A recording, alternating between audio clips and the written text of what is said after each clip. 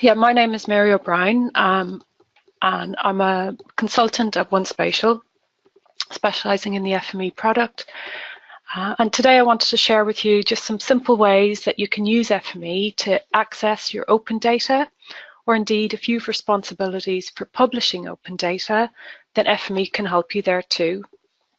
So if you have any questions as we go along, then just add them to the chat window and we'll look to deal with them at the end. So we'll have a few minutes at the end to go through any questions.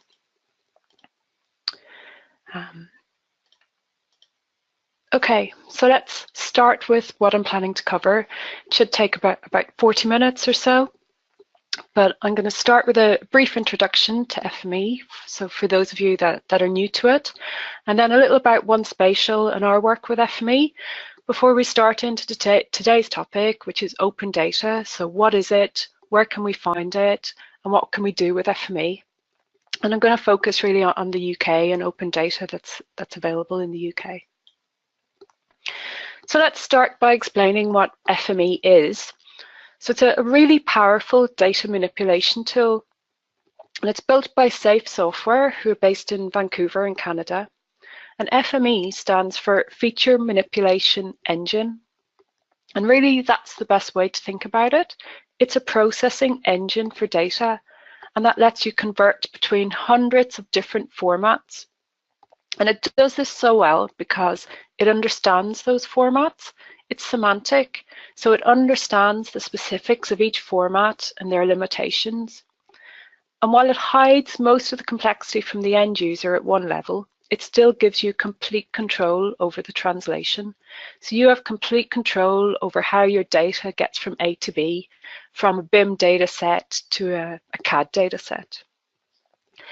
And it's also a fantastic data transformation tool. Enables you to define logical business processes to apply to your data in a very user-friendly workflow interface.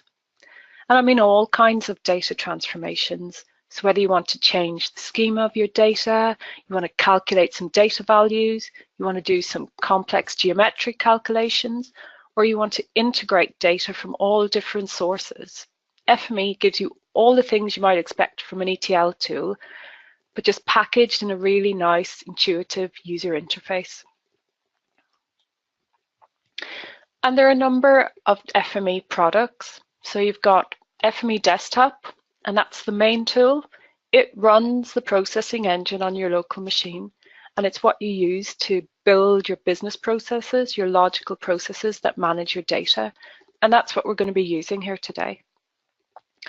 Then we've FME Server, and that gives you the ability to run those same processes, but at the enterprise level, so with multiple engines processing your data in parallel. And then we've got FME Cloud, and that gives you FME Server just on a hosted cloud environment, so without the overhead of infrastructure and maintenance. But it's the FME engine that's common to them all. So what we build, when we build our workflow in FME Desktop, as we'll do here today with open data, then that workflow can be applied to all the other products as needed.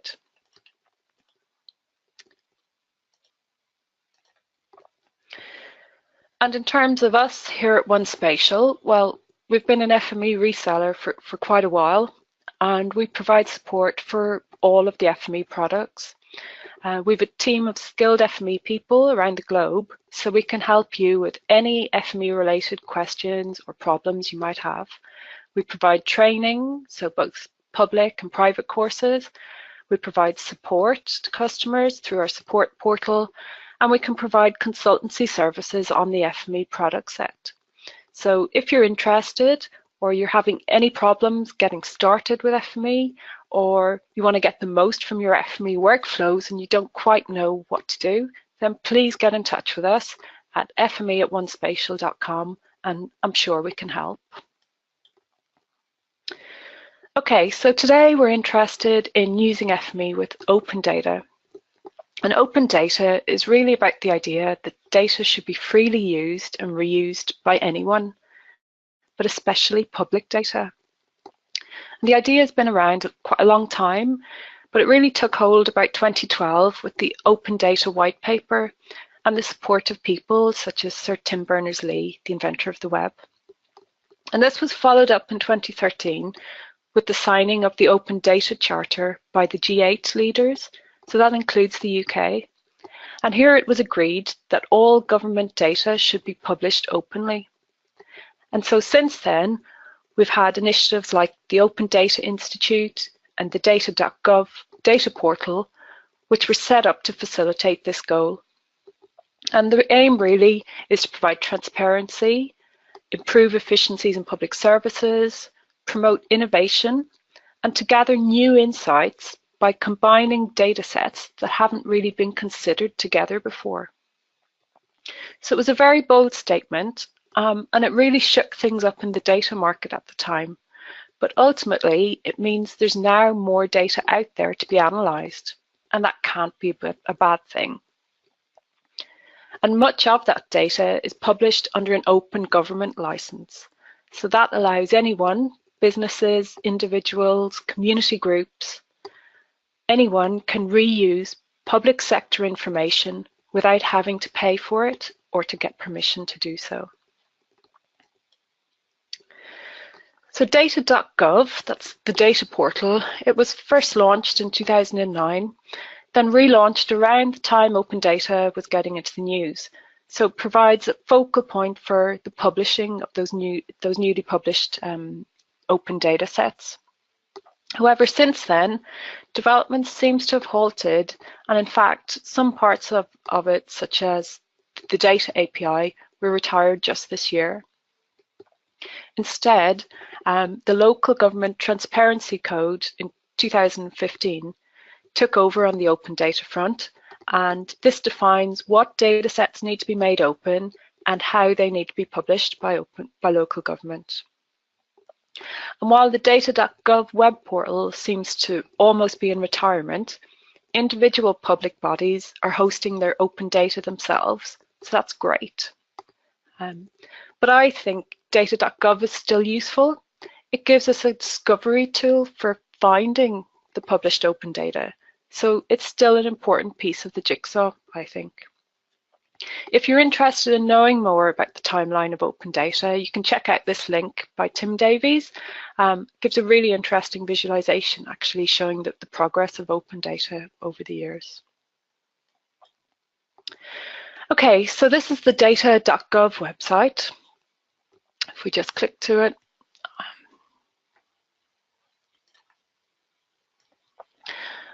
and you can see there's lots of different data on here, and there's lots of different ways of finding different pieces of data.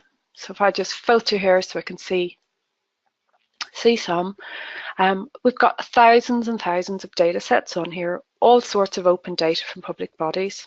You've got different boundaries, but from so geographical and statistical from Ordnance Survey and the Office for National Statistics. You've got digital terrain models from the likes of the Environment Agency. We've got property data from the Land Registry. There's live traffic data from Highways England that we're going to look at. There's rail timetables from Travelline, and all manner of data from local authorities. You know, school catchments, polling stations, recycling centres, public expenditure. Lots and lots of public data is catalogued here. So it's a really useful way of discovering some of the data that might be of interest to you. So we're going to look for some data in Nottingham, some recycling centres based in Nottingham, and have a look at that data set.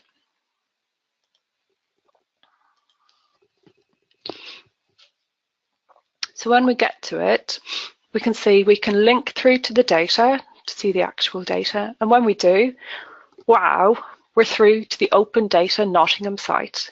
It looks great, right? They've built their own site here. This is where they're hosting it themselves, and they've got all the information you could possibly need to know about the data set. And in fact, we've got a number of different download formats, so we're spoilt for choice here. Okay, we can access a CSV file. That's essentially just a text file. Most applications can read it. I'm going to download that.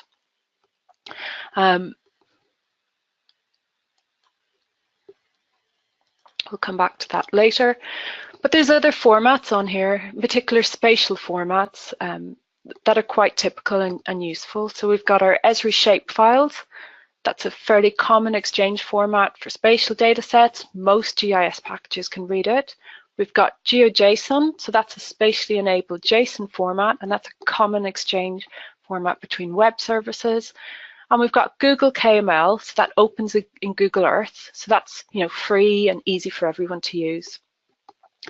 And these formats, this is what's typical in the open data sphere. So they're exchange formats that are not proprietary, so users can access the data easily without the need for any specialist or core software or knowledge. And FME, with its extensive format capability, can help you easily read these open data formats. But actually, it can also be used to output your data to these formats. And in fact, that's what's happening here. So FME is being used by Nottingham City Council to publish their open data to this site.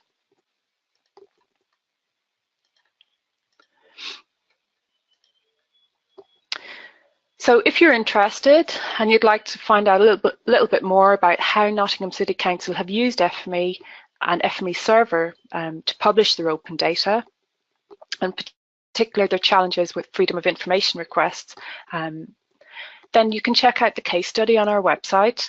And if you've got any questions, feel free to get in touch with us about it. Okay, so now we're going to move to FME and go and access that data. So we downloaded a CSV file. I'm now going to read that in FME by choosing an CSV reader. And I'm pointing to my recycling centers that I've downloaded.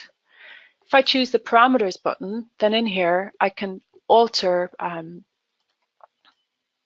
the configuration for how it interprets the input. So I've changed the attributes to manual, and here I'm going to use the easting and northing values that are in the data and specify those to be an X coordinate and a Y coordinate. So if I click OK on that and click OK,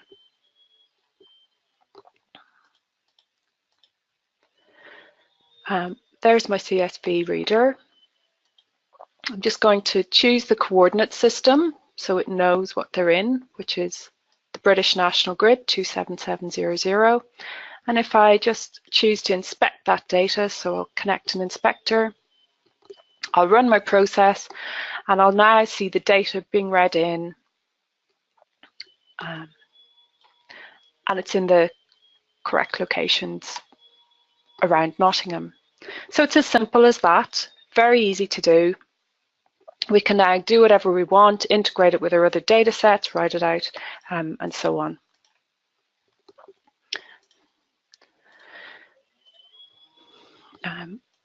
There we go. So what about another data set? Well, let's have a look at this another data set. This is a data set about GPs, so general practitioners. Again, we've got the option to download this as a CSV, or if we go and look at the details and scroll through here, we'll see that actually it's available on a URL. So rather than download the data set this time, we are going to just access the data from that URL. And that's what I've done here. So if I just press play on this,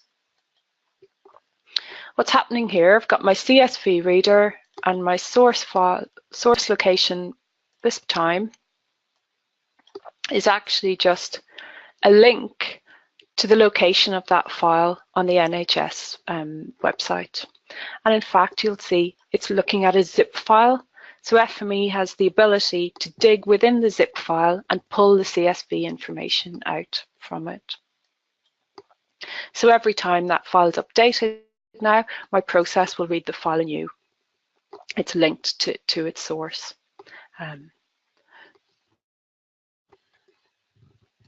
Okay, so when I look at the output here, the output of my run, I can see I've got all that data, but I've not got any coordinates here. I've not got any location information. I've no geometry. What I have instead is some postcodes here, and we're going to use that to build some geometry for us. So if I just click back. So this is what our data looks like. We've got some postcodes and we'd like to geocode those. And there's an open application, a geocoding API, postcodes.io, that we can use to do that. So back into my FME workspace, and we can see that we can use this HTTP caller to connect to the postcodes API. So if I just click on that, and we'll see what it looks like. So this is the website. You've got information on the API endpoint here, and essentially we're using this URL and we're tagging our postcode at the end. So if I use a postcode here as a request, the return I'll get from the service is lots of information on where that postcode sits in the country, and in particular coordinates, both British National Grid and lat longs, telling me where to place that. So that's what we're going to do, but from FME we're going to call this API from within FME using the HTTP caller. It's going to expect a URL, so first we're using the attribute creator here to build our URL, and you'll see that's just that link to that website that we were using, followed by the postcode value that we're entering from our data. And here we're using just the postcode validator transformer just to validate the syntax before we pass it, just to ensure we don't pass any badly formed postcodes to the API. But here, the HTTP caller, that's doing the work for us. So we're telling it to use that URL. We're using a GET request, and then the response is going to come back to us in an attribute called the response body. So we're going to get some coordinates back. With those coordinates, we then want to build a geometry. So I'm using a vertex creator to create the geometry, the longitude and latitude.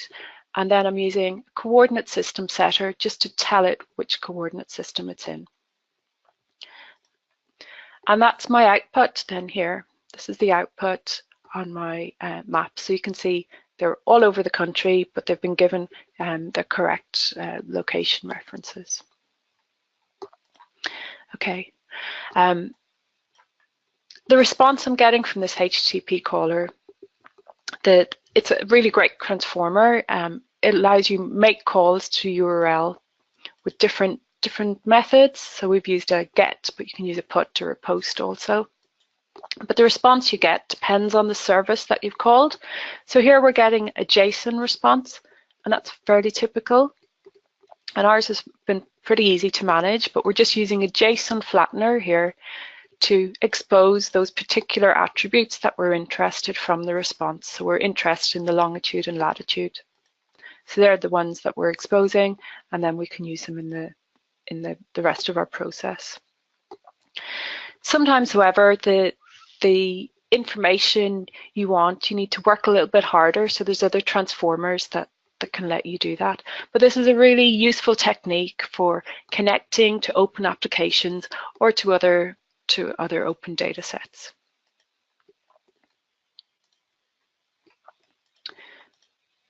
Okay, so next up, here's an example with some live traffic information from Highways England. So it's got locations and times for the roadworks. So, you know, that's really cool open data here. It's free to use. It was probably originally published as XML, but it's now available as RSS. So don't be put off by this warning here, which is sort of telling you that things are not as they originally were. In fact, RSS is simply a particular format of XML structured in a particular way. So that's no bother. FME can read that too. It's just another format. So if we go back to FME and have a look at that,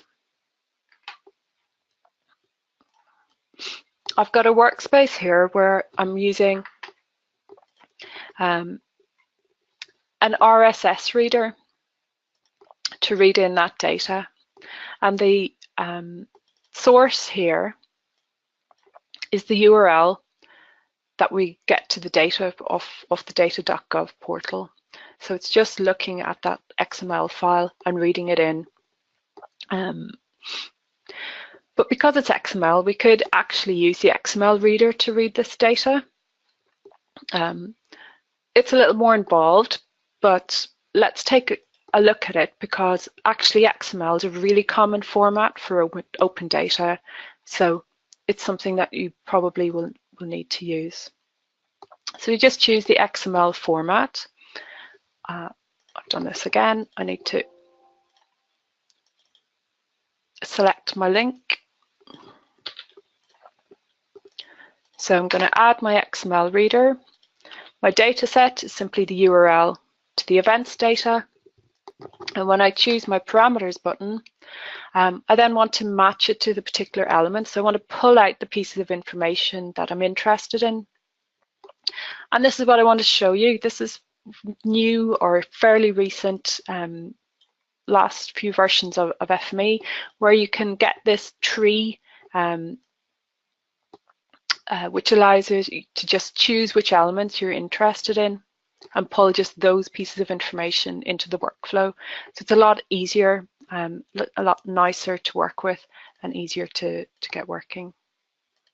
Okay, so I'm just going to cancel out of that, and I'm using my preloaded RSS reader because I've limited this to just read 10 records, because this could be a massive data set, and yeah, for demo purposes, I've reduced the amount of data that we're going to read.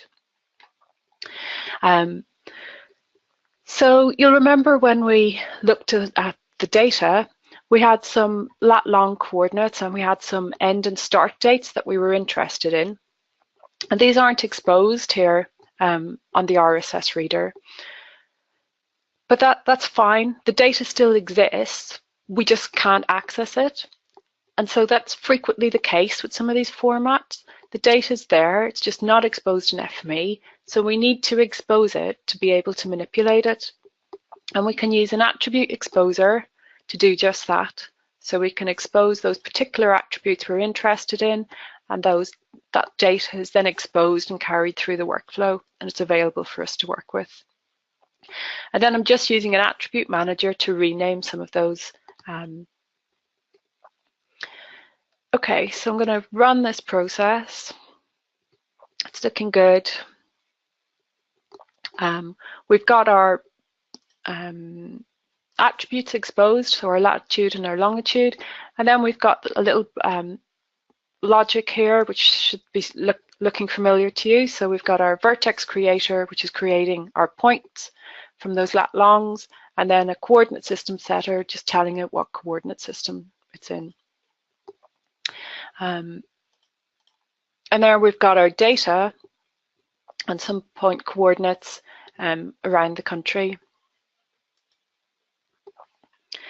Okay, so now we've got the locations, we've got the roadworks, it's looking good. We could at this point decide to just write this out to our database locally or do whatever it is we want with it.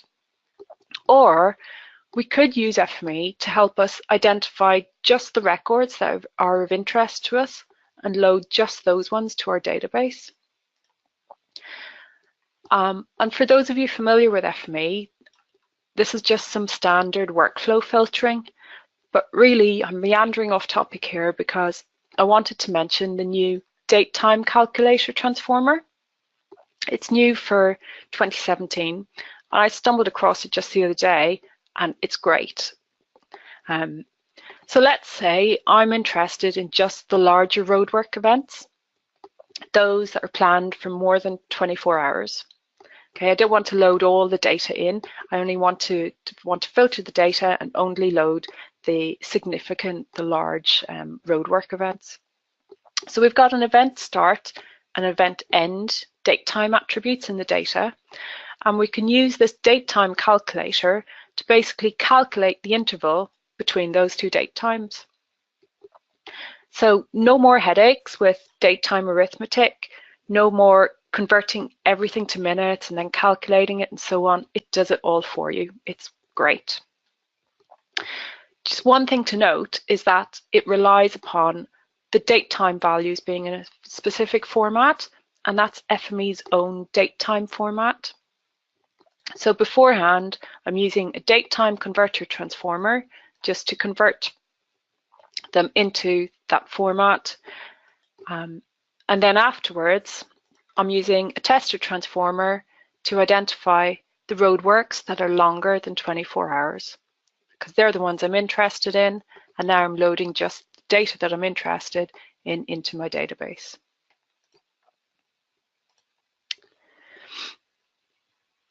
Okay, so let's check where we are.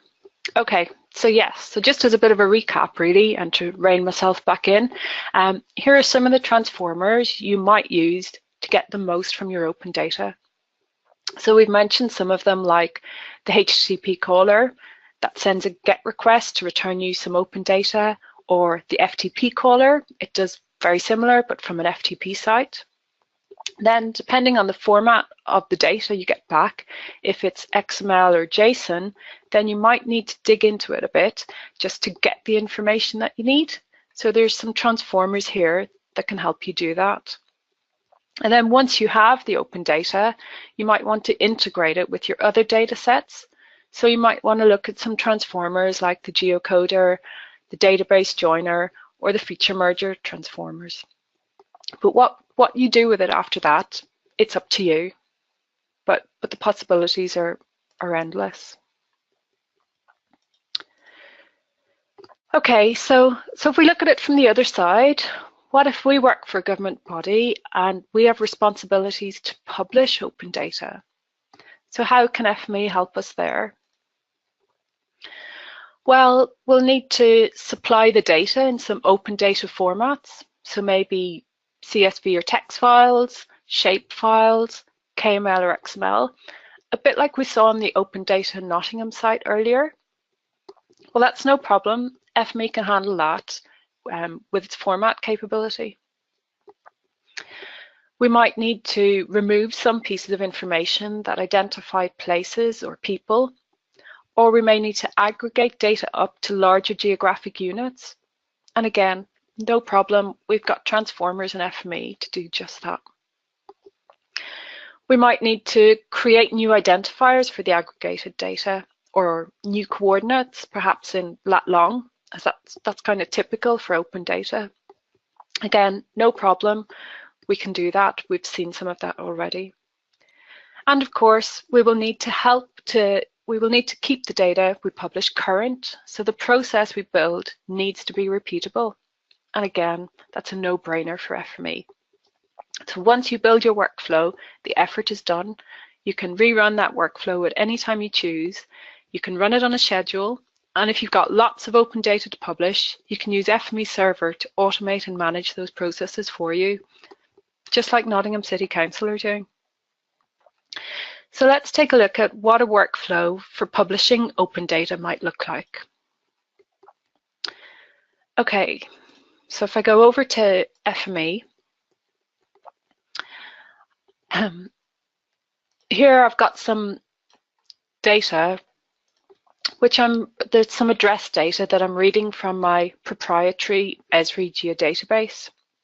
And let's pretend it's locations for residential bin collections, and I've been told I need to publish it.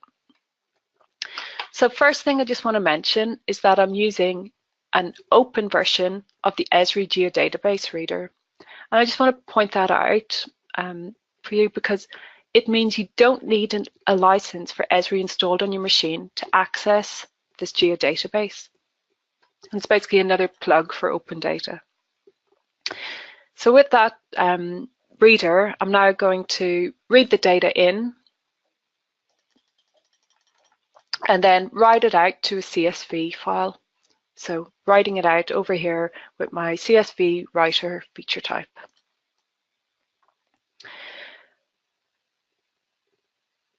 Okay, so for publishing, I want to rename the output or to rename the output to something else. So I'm going to call it residential bin collections. I've just typed that in there.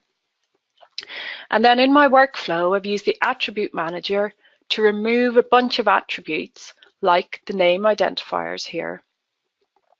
So that helps with anonymizing the data. Next, I want to extract some location coordinates. So my output here is CSV. It doesn't store geometry. So I'm going to use a coordinate extractor to get the location, the coordinate values. They'll go into these X and Y coordinate attributes. And then I'm using an attribute reprojector to convert those into a lat-long system. So this is pretty clever actually, because we're not reprojecting the data, we're just recalculating the coordinates as if we had reprojected the data. So I quite like that one. And then let's say we wanted to anonymize the postcode value. So we wanted to remove some of the N characters so that instead of the postcode field would actually represent the postcode sector or the postcode district. So we can use the substring extractor transformer to do that. So we're removing the last 3 characters here. Okay, so let's run it and take a look. This is some training data. So it's based in Vancouver, but the principle is the same. So if we look before, then we've got our data with our named people in here. We've got our full postcodes. And if we look afterwards at the end of the process, we've not got those names listed anymore. We've got a shortened postcode and we've got some X and Y lat-long coordinates just as we wanted. So that's worked great. That's exactly what we wanted. So if we then wanted to write out multiple formats for the same process, if we think of the Nottingham City Council example where they had multiple download formats for the same file, we can simply add another writer to the same workflow. So here we've added a KML writer to the same workflow, so data is flowing out and outputting as CSV and data is being output as KML from the same process. So 1 mouse click, 2 results. And of course we can manipulate then the output differently for those different formats. So here in this example for KML, I've used the KML styler transformer to just set the style, the icon and the colors that will be used to display it, and the KML property setter to set the custom name that will be displayed. So I'll not show you the output as I'm starting to run out of time, but hopefully you get the idea. So final step, this is actually the easiest. It's publishing our new open data to a given location. So back to FME again. We've got a very simple workspace that's doing this for us. So here I've got a creator, which is just acting as a trigger. It's something to initiate the process, and followed by a Google Drive connector. So as you might guess from the name, this is allowing me to make a connection to a Google Drive account. So you just need to give it your connection details, tell it you want to upload a file, give it the location of that source file. So there's those residential bin collections that we've built, published for open data. And then we just need to tell it where it needs to go. So this is in my Google Drive. I'm pushing it to the open data folder, and that's it pretty much. I press go and it does all the work for me. It's that simple. And there's quite a few of these connector transformers now in FME. There's one for Dropbox, there's one for OpenDrive. So these can be really useful, although they're not always open softwares, and these aren't. So when you want to connect to something in a more generic way, then you can use the HTTP caller and just use a post request here to your URL, and that will give you the same result.